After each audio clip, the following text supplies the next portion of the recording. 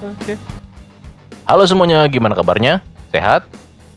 Cakep. Nah, kalau ada yang nggak sehat, langsung minum obat, tidur, terus ya istirahat gitulah. Dan jangan lupa bangun, nanti kebablasan nggak bangun-bangun. Nah, oke, kali ini gue mau menceritakan sebuah film yang bisa dibilang sebagai salah satu film terburuk si Raja Monster, yaitu Godzilla tahun 1998. Ya, film ini bisa dibilang cukup lawas dan juga cukup gagal. Di mana hal itu terbukti dari ratingnya di IMDb yang cuma mendapatkan nilai 5. Film ini pada awalnya direncanakan sebagai bagian dari trilogi film Godzilla. Namun, karena menuai banyak kritik dan nilai yang buruk, termasuk kritik langsung dari Toho selaku si empunya karakter dari Godzilla, yang pada akhirnya trilogi ini pun dibatalkan. Film ini sendiri menceritakan tentang sebuah makhluk mutasi yang menyebabkan kekacauan di Pasifik Selatan, sebelum akhirnya dia tiba di kota New York dan membuat kekacauan. Oke, sabar, nggak usah ngamuk, tenang. Karena sebelum mulai, kita seperti biasa, intro dulu.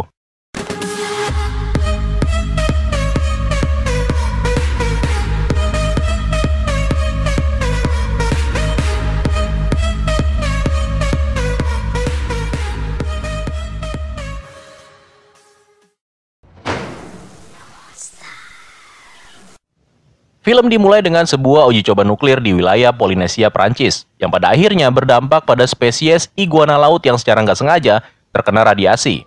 Nah, 30 tahun kemudian, sebuah kapal penangkap ikan Jepang yang berada di lautan Pasifik secara tiba-tiba diserang oleh seekor makhluk laut yang sangat besar, yang hanya menyisakan satu orang pelaut yang selamat. Scene kemudian berpindah ke sebuah tempat di wilayah Chernobyl, Ukraina, di mana terlihat seseorang yang bernama Dr. Nico, dan dia adalah seorang ilmuwan. Keberadaan Nico di sini adalah untuk melakukan penelitian terhadap efek dari radiasi yang terpapar pada satwa liar. Tetapi ketika dia lagi enak-enak bekerja, tiba-tiba dia terganggu oleh kedatangan seorang pejabat dari Departemen Luar Negeri Amerika Serikat yang langsung membawanya. Sementara itu di sebuah rumah sakit di wilayah Tahiti, tampak seseorang yang selamat akibat dari kejadian hancurnya kapal penangkap ikan di kejadian sebelumnya, di mana si kakek-kakek ini terlihat sangat trauma. Di situ si kakek ini didatangi oleh seorang pria Prancis yang bernama Philip. Si Philip ini mencoba bertanya kepada si kakek tentang apa yang dia lihat pada waktu itu. Lalu kemudian si kakek ini hanya menjawab satu kata, yaitu Gojira. Di tempat lain, si Dr. Nico dengan dikawal oleh militer dikirim ke Panama. Nah, sesampainya di sana dia bertemu dengan seorang perwira yang bertanggung jawab di sana, yaitu Kolonel Hicks. Nah, tujuan si Nico dibawa ke tempat ini adalah untuk bergabung dengan tim peneliti yang terdiri dari Dr. Ellis dan juga Dr. Craven untuk menyelidiki insiden kapal penangkap ikan Jepang dan keterkaitannya dengan uji coba bom nuklir di Polinesia, serta penampakan jejak kaki raksasa yang ada di dekat base camp mereka. Untuk penelitian lebih lanjut, mereka kemudian dibawa ke wilayah Jamaika untuk mengamati jejak puing-puing dari kapal penangkap ikan Jepang yang ditemukan karam dengan bekas cakar yang berukuran besar. Nah, di tempat itu juga muncul si Philip yang memperkenalkan dirinya sebagai agen asuransi. Padahal tujuan dia ke situ ya sama dengan yang lainnya, untuk menyelidiki bangkai kapal itu. Sementara itu, di pesisir timur Amerika Serikat, tampak 3 kapal nelayan yang sedang menangkap ikan. Tapi tiba-tiba jala mereka tersangkut ke sebuah benda yang mengakibatkan kapal mereka menjadi terhenti.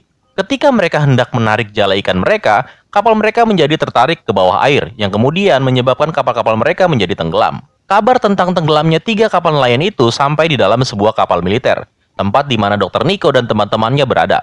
Di situ, Dr. Nico mencoba mengidentifikasi sampel kulit yang dia temukan di bangkai kapal, yang dia yakini sebagai milik dari spesies yang tidak diketahui. Nico juga menolak teori yang mengatakan bahwa makhluk yang menyerang kapal nelayan Jepang itu adalah dinosaurus yang masih hidup.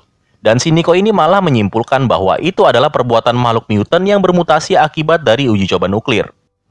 Dan akhirnya makhluk itu pun tiba di kota New York, di mana seorang kakek yang lagi mancing mania di dermaga dikejutkan dengan kemunculan seekor makhluk besar dari dalam air.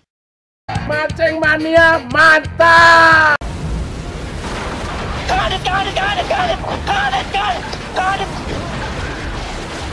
Dan inilah dia si Godzilla.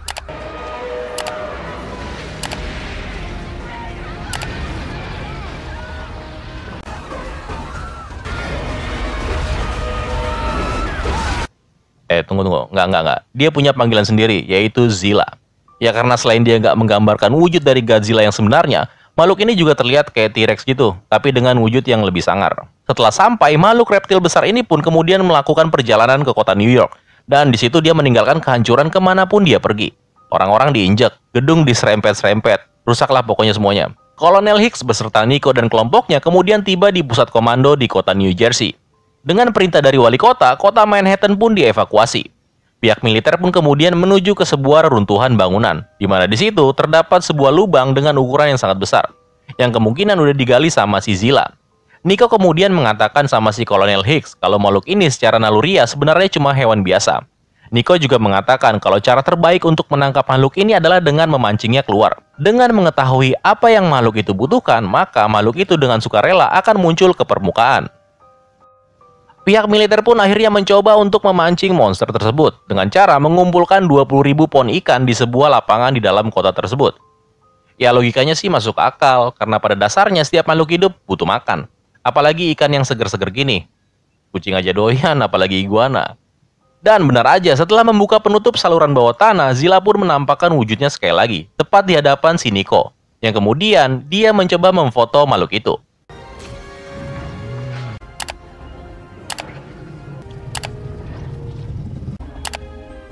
Apa lu ngeliatin gue, emang gue TV?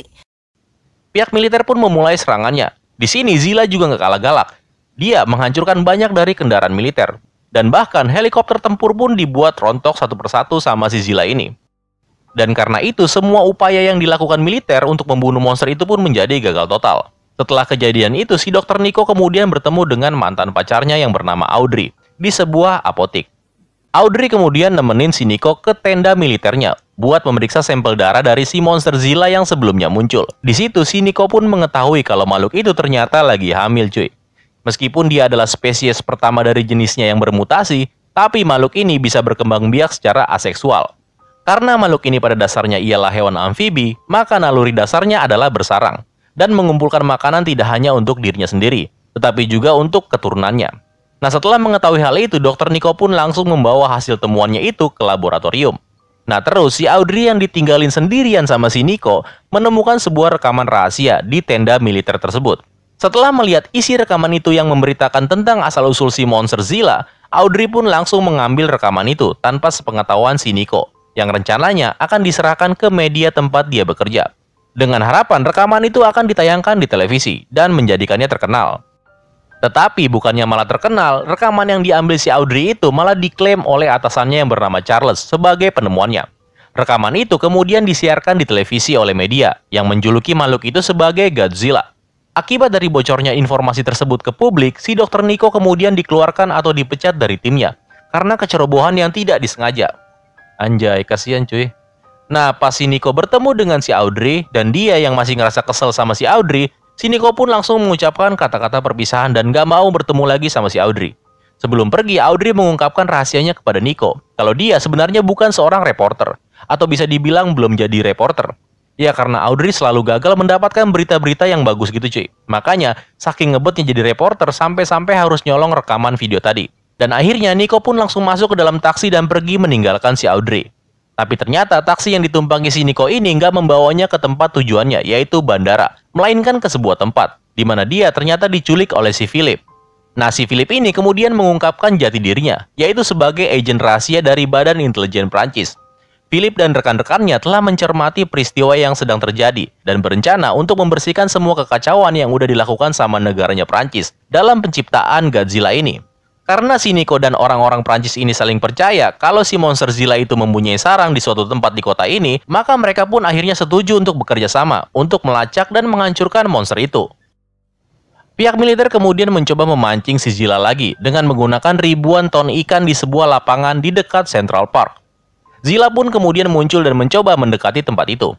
Tapi karena si Zilla ini mungkin dia pintar dan dia tahu kalau dia mau dijebak, akhirnya dia pergi meninggalkan tempat itu. Melihat rencananya gagal, militer pun langsung menyerang monster itu dengan kekuatan penuh. Sampai akhirnya Zilla menyelam ke dalam sungai untuk menghindari serangan militer. Nah, di dalam air, Zilla kemudian diserang oleh 2 kapal selam bertenaga nuklir kelas Ohio dan 1 kapal selam nuklir kelas Los Angeles. Di mana 1 kapal selam tumbang setelah torpedo yang ditembakkan ke arah Zilla berhasil digocek dan diarahkan kembali ke kapal selam itu. 2 kapal selam lainnya kemudian langsung memburu si Zilla yang terlihat akan kabur dari perairan. Kapal selam tersebut menembakkan torpedo ke arah Zilla dan mengenainya. Dan mereka pun mengkonfirmasi kalau si Zilla udah mati. Dan pihak militer pun kemudian merayakan keberhasilan mereka. Di tempat lain, tim Dr. Nico dan Philip yang sedang mencari keberadaan sarang dari sang monster secara diam-diam diikuti oleh si Audrey dan temannya yang bernama Victor, yang merupakan seorang kameramen yang sebelumnya udah ngikutin si Nico ketika bertemu dengan orang-orang Prancis itu. Yang akhirnya mereka berdua pun memutuskan untuk mengikuti serta membantu Nico dan kelompoknya. Sementara itu, Nico dan kelompok yang sedang mencari keberadaan sarang dari monster Zilla terlihat berjalan melalui terowongan kereta bawah tanah yang menuju ke arah Madison Square Garden. Kayak stadion gitu cuy.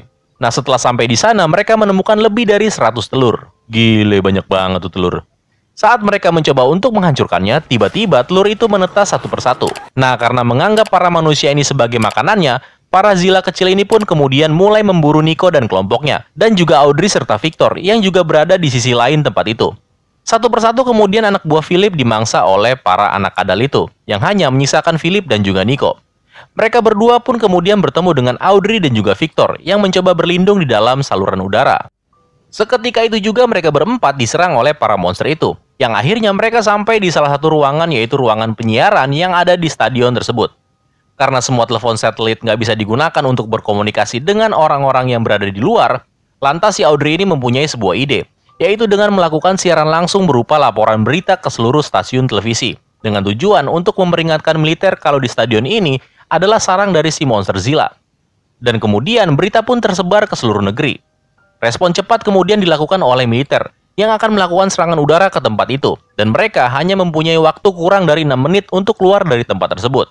Singkat cerita, mereka semua akhirnya berhasil selamat, tepat sesaat sebelum pihak militer menghancurkan tempat itu menggunakan jet-jet tempur mereka, yang kemudian menghabisi semua Zilla-Zilla kecil itu, dari anak sulung sampai yang paling bontot. Tapi secara nggak diduga, si Zilla muncul dari bawah tanah, yang entah bagaimana Zilla ini berhasil selamat dari serangan torpedo di bawah air. Karena melihat semua anak-anaknya pada koit, monster ini pun menjadi marah besar cuy. Dengan dipenuhi amarah, Zilla terus mengejar Nico dan yang lainnya melalui jalan-jalan di sepanjang kota Manhattan. Selama dalam pengejaran, kelompok ini memutuskan untuk mencoba memancing si Zilla menuju ke jembatan Brooklyn. Nah setelah sampai di jembatan, si Zilla yang terus mengejar Nico dan kelompoknya tiba-tiba terjebak dalam lilitan kabel suspensi baja, yang kemudian membuatnya menjadi sasaran empuk rudal-rudal yang ditembakkan dari 3 pesawat tempur F-18 Hornet. Dan karena luka yang diderita Zilla sangat parah, pada akhirnya membuatnya terjatuh ke tanah, dan secara perlahan-lahan makhluk itu pun akhirnya mati.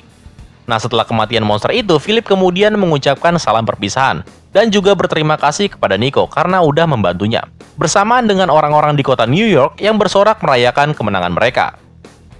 Sementara itu, di reruntuhan stadion tempat di mana sarang monster kadal itu dihancurkan, terlihat sebutir telur yang sepertinya selamat dari ledakan sebelumnya, di mana telur itu secara tiba-tiba menetas, dan ceritanya pun tamat cuy.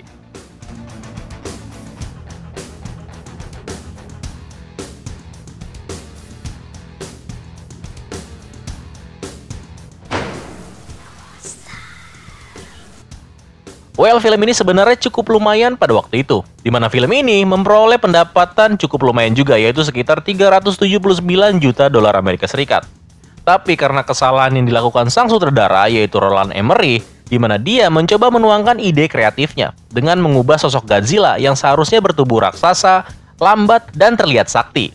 Tapi alih-alih membuat kreativitas atas sosok Godzilla itu, sosok Godzilla malah dijadikan sosok yang terlihat seperti T-Rex, kecil dan bahkan gesit.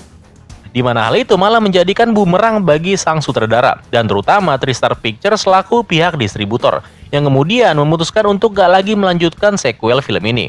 Secara overall, film ini buat gue masih layak ditonton. Ya, hitung-hitung buat nambah-nambah nostalgia ya. Dan yang terakhir, kalau gue boleh kasih nilai, film ini gue kasih nilai 5 juga kali ya. So, terima kasih udah menonton video ini sampai habis. Semoga kalian terhibur ya. Buat Min satu pamit, tetap sehat, tetap tersenyum, dan sampai jumpa di video selanjutnya. Bye-bye.